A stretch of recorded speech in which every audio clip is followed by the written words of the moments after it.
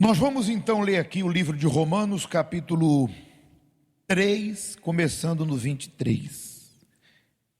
E começa dizendo: porque todos pecaram e destituídos estão da glória de Deus, sendo justificados gratuitamente pela sua graça, pela redenção que há em Cristo Jesus, ao qual Deus propôs para propiciação pela fé no seu sangue, para demonstrar a sua justiça pela remissão dos pecados dantes cometidos, sob a paciência de Deus, para demonstração da sua justiça neste tempo presente, para que ele seja justo e justificador daquele que tem fé em Jesus Cristo. Ponto. Muito bem. Vamos meditar nessa palavra. Parece complexa, mas não é. Veja que o tema do vídeo que nós acompanhamos, ele é muito forte, porque fala da ira de Deus. Não é isso? Da ira. Muito se fala da ira de Deus e também do castigo de Deus. E aí você pergunta: Deus, ele se ira? Com certeza. Deus, ele vai castigar? Ou Deus reserva, podemos assim dizer, o castigo para algumas pessoas? Com certeza. Mas vamos entender como que isso acontece, porque senão dá a entender que o propósito de Deus é punir. Ele veio como o Deus para punir. Não. Pelo contrário, Deus é amor. Ele não veio para punir, ele veio para salvar. Quando a gente fala Deus, se referimos ao próprio Senhor Jesus Cristo, que veio porque Deus amou o mundo de tal maneira que deu o próprio Filho na cruz do Calvário, que foi castigado, levou o nosso castigo para que todo aquele que nele crê não pereça, mas tenha vida eterna. Então, Deus, o próprio Senhor Jesus não veio para castigar, tampouco para punir, mas ele veio para salvar. Então, onde é que está essa ira ou esse castigo que tanto se fala? Muito bem. Quando o ser humano, aqui diz, olha, porque todos pecaram e destituídos estão do quê? Do quê, gente? Da glória de Deus. Aqui está o castigo. Tem castigo pior que esse? A partir do momento que qualquer pessoa, ela decide, quer por ignorância, embora tenha consciência, quer conhecendo a palavra, ela decide viver, como nós acabamos de ver, no pecado, sem dúvida alguma, o castigo de Deus virá. E qual é? O castigo está aqui, ó. Destituídos de quê? Da glória de Deus. Pense, tem castigo pior que esse? Eu não tenho direito à salvação. Eu não posso contar com a providência de um Deus que é provedor. Eu não posso ter na minha vida o cumprimento do quê? Da promessa. Ou seja, imagine a qualidade de vida fora e dentro que eu terei, separado de Deus. Tem castigo pior que esse? Aí você diz: mas então por que Deus decide ficar separado de mim? Não é que Deus decidiu, é que Deus não tolera o pecado. Deus ama o pecador, mas Ele odeia o pecado. Então Deus não pode tolerar, aceitar, comungar, compartilhar da vida de uma pessoa que decide viver no pecado. A partir do momento que Deus é santo, a partir do momento que Ele é justiça, e eu decido viver no pecado, eu estou dando as costas para quem? Para Deus. Sem dúvida. O castigo virá. Eu não terei a salvação, estou destituído dessa graça, não terei direito à promessa. Deus não pode interferir na minha vida porque eu não entreguei a minha vida a Ele. Esse é em vida. Esse é um tipo de castigo em vida. Agora, todo e qualquer pecado, ele traz outro castigo que não é de Deus, mas é a escolha que a pessoa fez, que é a colheita. Porque quem planta, vai colher. O ladrão na cruz, ele recebeu perdão. E nós acabamos de ler, vamos continuar. Primeiro estamos falando sobre o castigo. O ladrão recebeu o quê? O perdão de Deus. Mas ele pagou. O castigo que ele recebeu não foi Deus que deu. Foi a colheita de uma escolha errada que ele fez. Ele escolheu ser ladrão, ele escolheu usurpar o que as pessoas têm, então ele foi preso. E naquela época, a pena era crucificação. Então ele colheu. E nos dias de hoje, tem pessoas que estão colhendo o fruto dos seus pecados e estão achando que é Deus que está a castigá-las. Não! Elas próprias que estão se castigando. Quando eu decido guardar uma mágoa, e eu vivo o inferno dentro de mim, porque quem me causou o mal, ou quem me prejudicou, ou quem foi usado para me prejudicar, está pouco se importando comigo, e eu estou ali guardando um sentimento, de repente curtindo aquilo, alimentando aquilo. Por que alimentando? Porque eu fico remoendo aquele sentimento, eu fico guardando, ao invés de olhar para frente e seguir minha vida. Eu vivo dentro de mim um estado emocional terrível. Porque eu duvido que uma pessoa que carrega mágoa de alguém, uma pessoa dessa pode bater no peito e dizer assim: eu sou feliz. Claro que não é. Esse sentimento está te corroendo. Aí eu pergunto: o que Deus tem a ver com isso? Nada. Eu estou guardando aquilo, então é natural que aquilo me prejudique. Digamos que eu vivo na mentira. Eu uso a mentira como um meio, de repente penso eu, para resolver minhas questões. E essa mentira me traz um prejuízo. Eu perco o meu trabalho, eu perco o meu relacionamento. O que Deus tem a ver com isso? Absolutamente nada. Eu estou colhendo o fruto de um pecado, porque eu pergunto: você gosta de uma pessoa mentirosa? Você gosta de ser tratado com mentira? Então imagine a consequência que isso traz. Eu encho a cara, bebo, entro no automóvel, sou parado numa operação stop, levo uma multa, ou provoco um acidente e vou a tribunal. O que Deus tem a ver com isso?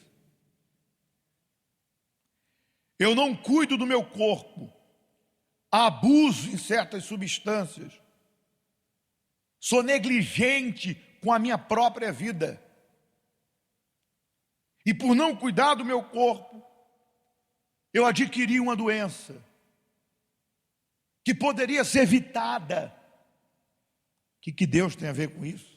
A negligência é um pecado. Eu não cuido do meu relacionamento, eu maltrato, eu humilho, a pessoa se fartou de ser humilhada e decidiu ir embora, e o meu casamento acaba. O que Deus tem a ver com isso? Então, em vida, o castigo que pode existir da parte de Deus, se é que a gente pode falar assim, é Deus não poder estar comigo, porque Deus não tolera o pecado. E eu não ter direito à vida eterna, tampouco nenhum privilégio da vida com abundância que Ele prometeu. O outro castigo é a colheita dos meus erros, dos meus pecados, que vem com certeza. Agora, continuando, bem, vamos falar do terceiro castigo. Existe um castigo ainda maior, que está aqui, também em Romanos, que diz assim, ó, mas agora libertado do pecado e feitos servos de Deus, tende o vosso fruto para a santificação e por fim para a vida eterna. Porque o salário do pecado é a morte, mas o dom gratuito de Deus é a vida eterna, por Cristo Jesus nosso Senhor. O pior castigo vai vir se em vida eu continuar rejeitando a graça de Deus. Que graça? Quanto custa a salvação? Já foi pago, gente. Não é a tua obra que vai te salvar. Jesus já fez. Vamos chegar lá. Então, se eu rejeito a graça de Deus e escolho viver no pecado, aí vai vir um castigo muito pior. Porque hoje nós temos o Senhor Jesus Salvador. Mas em breve, diz Apocalipse 21, que estaremos diante, estaremos não, né? Aqueles que não aproveitarem a graça de Cristo e morrerem em pecado, lá em Apocalipse 21 diz que estes estarão diante do trono, diante do juiz. Para receber o quê? Absolvição? Para receber a sentença do maior castigo que um ser humano pode receber. Que está lá escrito, quanto aos covardes, aos incrédulos, aos adúlteros, aos mentirosos, enfim, aqueles cujo nome não estão no livro da vida, a parte que lhe cabe é o lago que arde em fogo e enxofre. E essa é a segunda morte. O salário do pecado é a morte eterna. O maior castigo é viver eternamente separado de Deus. Hoje estamos falando de reconciliação. Olha que graça maravilhosa. Hoje eu posso estar sendo castigado na minha carne por escolhas erradas, pelo orgulho, e posso estar sendo castigado, se é que podemos dizer um castigo, da parte de Deus, por não ter direitos, por estar separado dele, porque ele não pode conviver com o pecado, então ele não pode estar comigo enquanto eu viver no pecado. Mas ele é perdão, aí vamos falar sobre isso já. Então, mas ainda há perdão. Agora, nesse momento, quando nós pegarmos o corpo representado pelo pão e o sumo de uva simbolizando o sangue, há reconciliação. Não foi isso que nós lemos? Vamos entender? Porque todos pecaram e destituídos estão da glória de Deus. A pessoa está lá no pecado, sendo justificado gratuitamente pela sua graça, né? Pela redenção que há em Cristo Jesus. A reconciliação está aqui. Sendo justificados pelo quê? Gratuitamente. Pastor, vou dar tudo que eu tenho, vou para o céu? Não vai. Foi um caminhão de comida, vou mandar 10, vou para o céu? Muito menos. Porque se você for justificado por uma obra boa que você faz, então uma morte de Cristo não tem valor nenhum. Porque já não é mais pela graça de Cristo, é por obras. E se eu fizer um voto, pastor? Muito menos. Pela sua graça, pela redenção que há em quem? Em Cristo Jesus. Ou seja, mesmo que hoje eu esteja perdido no pecado, Eu posso ser redimido, eu posso ser lavado, reconciliado, justificado pela morte de Cristo, pelo sangue dele, e posso me reconciliar de volta com quem? Com Deus. Aí é que está a questão. Essa é a graça. Mas como já falamos, a graça não é de graça. Qual o preço, pastor? Ao qual Deus propôs para propiciação pela fé no seu sangue, para demonstrar sua justiça pela remissão dos pecados. Ou seja, continua falando que Jesus pode nos redimir. A sua justiça pela remissão dos pecados dantes cometidos, sobre a paciência de Deus, para demonstração da sua justiça neste tempo presente, para que ele seja justo e justificado naquele que tem fé em Jesus Cristo. Então, a condição para eu ser lavado, redimido, justificado, para eu me reconciliar e ter parte com essa morte na cruz que levou meus castigos e de toda a humanidade, para que eu seja aceito de volta, eu tenho que ser justificado pela fé em quem? Em Jesus Cristo. Eu preciso aceitá-lo como meu Senhor e Salvador. A graça não é de graça. Aceitar Jesus significa aceitar tudo aquilo, todo modo de vida que Ele nos pede. Aceitar a vontade dEle, andar como Ele andou, viver nos passos de Jesus, abrir mão da velha vida, é a conversão, abrir mão do pecado, abrir mão do mundo, dos prazeres desse mundo. A partir do momento que eu digo, Senhor, eu te aceito, eu não quero mais essa vida porca, suja, eu abro mão de mim mesmo, do meu orgulho, do meu eu, do meu ego, da vaidade, do mundo, daquilo que me faz errar, e eu te aceito como Senhor e Salvador de minha vida. Eu aceito o modo de vida que o Senhor tem para mim, eu aceito tomar essa cruz e te seguir. Aquele sangue derramado há 2021 anos atrás cai sobre mim e me deixa alvo como a neve. Eu sou comprado na hora. Jesus diz, esse é meu. Satanás, está vendo aquele ali? Ontem, ou melhor, alguns minutos atrás ele era teu. Se morresse direto para o inferno, estava condenado. Agora ele se arrependeu. O meu sacrifício justifica ele porque ele crê em mim.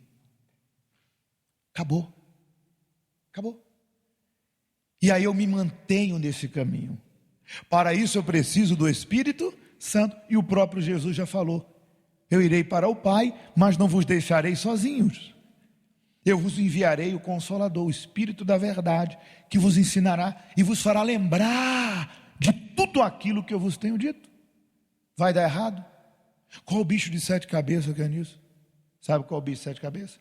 É que o ser humano não quer dizer, eis-me aqui, gosta da oração, gosta da palavra, amo a igreja, gosta do pregador, gosta das músicas, mas não quer aceitar Jesus Cristo verdadeiramente como Senhor e Salvador de sua vida. Aí não tem jeito. Aí não tem jeito. Aí você me diz, pastor, como que eu faço para abandonar o pecado? É simples, abandone. Pronto. Tudo que você não alimentar vai morrer. Acabou. Quem você quer matar? Deus dentro de você ou a carne? Então pare de alimentar a carne, que ela morre. Alimente o espírito. Diga glória a Deus. Precisa de mais alguma coisa? Essa é a reconciliação, clara e transparente. Amém? Quem aceita ela?